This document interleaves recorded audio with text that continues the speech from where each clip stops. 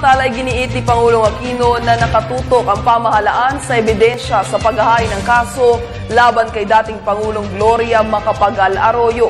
Ito'y kaugnay na ibinasurang kasong pandarambong sa umano'y fertilizer fund scam laban kay Arroyo.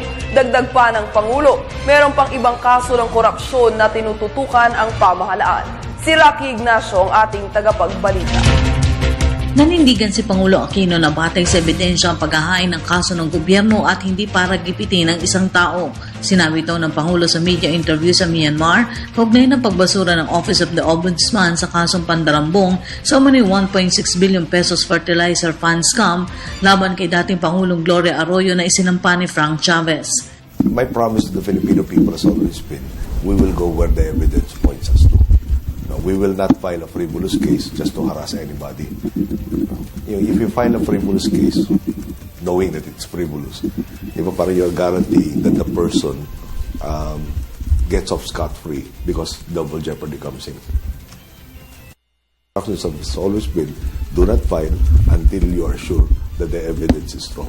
3 kaso ang sinampa ng gobyerno laban kay Ginang Arroyo, ang umano'y Malampaya Fund na nasa Office of the Ombudsman, electoral sabotage ng 2004 at 2007 na pending sa Pasay RTC at ang PCSO Fund na nasa Sandigan Bayan.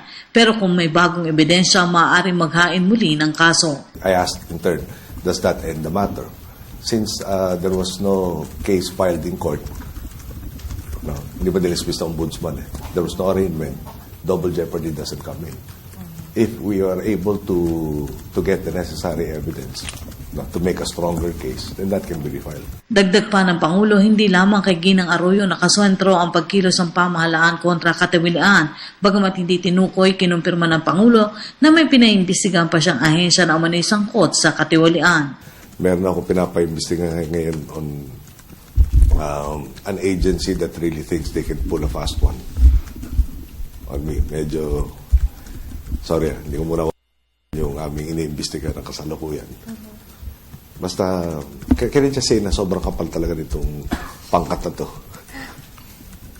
At ganun ka, yung umabot sa akin kasi kung paano yung scheme at initial investigation, may affidavits ako saying these things, talaga feeling nila they will never get caught.